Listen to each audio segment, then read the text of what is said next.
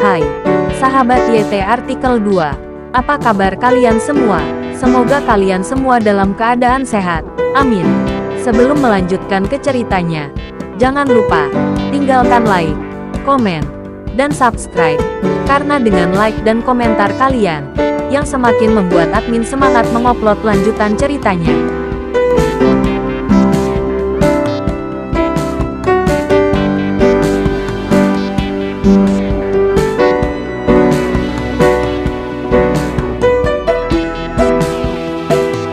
Episode 311. Kisah Aditya, anak bos besar yang berpura-pura miskin. Aditya tidak terlalu membenci kedua pembunuh ini. Bagaimanapun, mereka tampil sangat baik sebelumnya. Dan Aditya juga berjanji kepada mereka bahwa dia dapat mempertimbangkan untuk memberi mereka jalan keluar. Apa yang akan kalian berdua lakukan? Aditya bertanya pada si pembunuh dengan wajah muram. Pembunuh itu memandang temannya dan kemudian berkata kepada Aditya, "Tuan Aditya, selama kami diam kuni, kami akan melakukan apapun yang Anda katakan." Apa yang dia katakan membuat Aditya merasa nyaman. "Oke, beritahu aku siapa bosmu. Di mana dia sekarang? Aku akan menghindarkanmu dari kematian." Aditya berpikir sejenak dan berkata dengan sangat serius. Kedua pembunuh itu tersentak bersamaan. Mereka semua tercengang. Tidak pernah terpikir bahwa Aditya akan membuat permintaan seperti itu, yang terlalu mengerikan. Organisasi pembunuh jiwa Lang adalah organisasi terkenal di Indonesia, sangat misterius dan kuat. Bos organisasi ini kejam dan tanpa ampun. Dia hanyalah iblis pembunuh. Selain itu, ada juga seperangkat aturan yang sangat ketat untuk menangani anggota pembunuh di bawahnya. Begitu dilanggar, mereka akan mati dengan cara yang sangat buruk. Aturan pertama dari organisasi pembunuh ini adalah Anda tidak boleh mengkhianati rekan Anda dalam keadaan apapun, apalagi mengkhianati bosnya. Jika ada anggota yang mengkhianati bosnya, tidak hanya anggota pembunuh yang akan mati, tetapi bahkan anggota keluarganya. Dia juga akan terlibat dan mati dengan menyedihkan. Jadi ketika kedua pembunuh itu mendengar permintaan Aditya, mereka semua terdiam dan hanya berdiri di sana dengan tercengang. "Kenapa kamu tidak mau mengatakannya?" Kedua pembunuh itu tidak mengucapkan sepatah kata pun, berkeringat deras. Mereka tidak berani menyinggung Aditya, tetapi juga tidak berani mengkhianati bos mereka. Sungguh dilema. Tapi Aditya bertekad untuk menang. Kecuali Arifin dan Winoto, bos dari organisasi pembunuh jiwa Lang. Terlebih lagi, itu bukan apa-apa. Mereka sebenarnya mengirim dua pembunuh untuk melakukan pembunuhan hanya demi uang. Jika bukan karena kekuatan pasukan khusus Rizal, bukankah Aditya dan Farah mati? Ketika Aditya memikirkan hal ini, dia tidak bisa menahan amarahnya. Dia harus mencari tahu bos dari organisasi Eagle Soul Killer malam ini. Melihat kedua pembunuh itu menolak untuk mengatakan apapun untuk waktu yang lama, Aditya menghadapi 4 karakter khusus. Anggota tim memerintahkan, gali lubang dan kubur mereka berdua hidup-hidup. Ya. Keempat anggota pasukan khusus setuju serempak, dan segera gunakan tentara taktis sekop, siap menggali. Sial, kedua pembunuh itu sangat ketakutan sehingga mereka berlutut. Ini jauh lebih buruk daripada ditembak. Mereka mati lemas. "Tuan Aditya, jangan seperti ini. Kamu tidak bisa begitu kejam." Seorang pembunuh berlutut di tanah dan menangis dengan getir, menatap Aditya dengan penuh semangat. Kejam, kamu ingin membunuhku. Jadi apakah kamu tidak kejam?" Aditya berkata dengan marah. "Kami bukan manusia, Tuan Aditya. Tolong selamatkan hidup kami." Pembunuh lain menamparkan dirinya sendiri dengan keras sambil memarahi dirinya sendiri. "Apakah kamu tahu bagaimana menjadi takut sekarang? Sialan, sebagai seorang pembunuh, kamu harus siap untuk dibunuh oleh orang lain. Jika kamu rakus akan hidup dan takut mati, kamu masih ingin menjadi pembunuh yang bodoh." Anggota pasukan memarahi dengan menghina. Wajah kedua pembunuh itu pucat.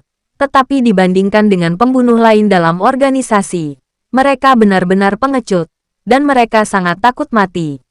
"Dengarkan aku akan bertanya padamu untuk terakhir kalinya. Siapa nama bosmu? Di mana dia sekarang?" Aditya bertanya dengan keras. Kedua pembunuh itu tahu bahwa mereka tidak dapat hidup tanpa berbicara. Mereka dikubur hidup-hidup. Siapa yang akan menderita? Bos kami adalah Kurniawan. Dan dia saat ini berada di markas organisasi Jiwa Lang. Seorang pembunuh menjawab dengan suara rendah. Dan setelah mengatakan ini, dia seperti bola kempis.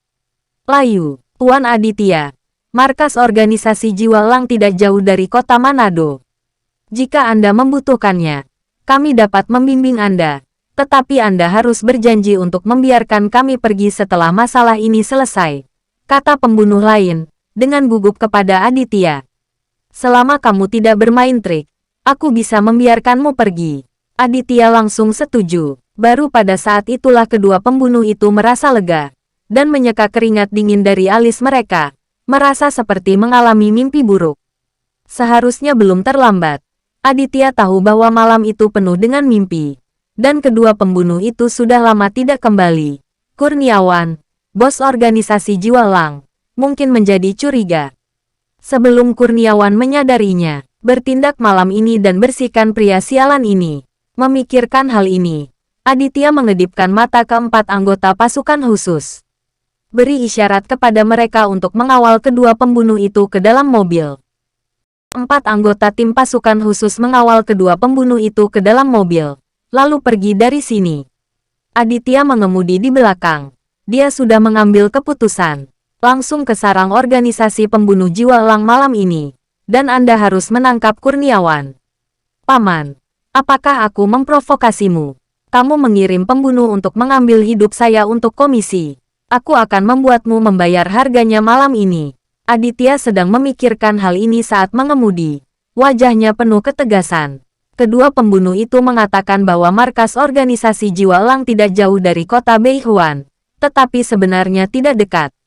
Setelah Aditya melewati kota Manado, dia berkendara ke timur selama lebih dari 1 jam sebelum tiba di markas besar organisasi Jiwa Lang. Organisasi pembunuh Jiwa Lang, itu adalah markas dalam namanya. Tetapi pada kenyataannya, itu adalah villa pribadi yang relatif sederhana.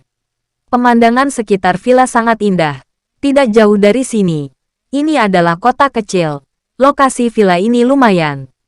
Aditya keluar dari mobil dan pergi ke van di depan. Seorang anggota pasukan khusus membuka pintu van, dan Aditya memandangi 2 pembunuh yang ditahan. Apakah villa ini markas besar organisasi pembunuh? Aditya bertanya. Seorang pembunuh mengangguk dengan cepat, dan berkata kepada Aditya, Tuan Aditya, ini adalah rumah bos kami.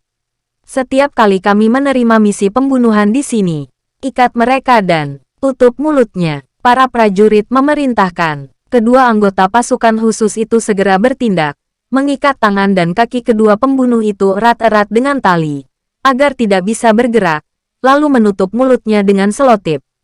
Kunci mobilnya dan ikuti aku. 4 anggota pasukan khusus bertindak cepat, dan setelah mengunci van, mereka berempat mengikuti Aditya dan berjalan menuju pintu masuk utama villa. Jika itu adalah orang biasa, mengetahui bahwa ini adalah markas organisasi pembunuh, beraninya mereka masuk. Tapi Aditya memiliki kepercayaan diri. Dia membawa orang ke gerbang villa, dan dia akan membuka pintu dan masuk. Berhenti, siapa kamu? Tiba-tiba terdengar teriakan seorang pria, diikuti oleh 2 pria berjas hitam bergegas keluar dari halaman yang gelap, menatap Aditya dengan waspada. Ketika mereka melihat 4 pasukan khusus bersenjata di belakang Aditya, ekspresi kedua pria berjas hitam itu berubah drastis. Bersambung.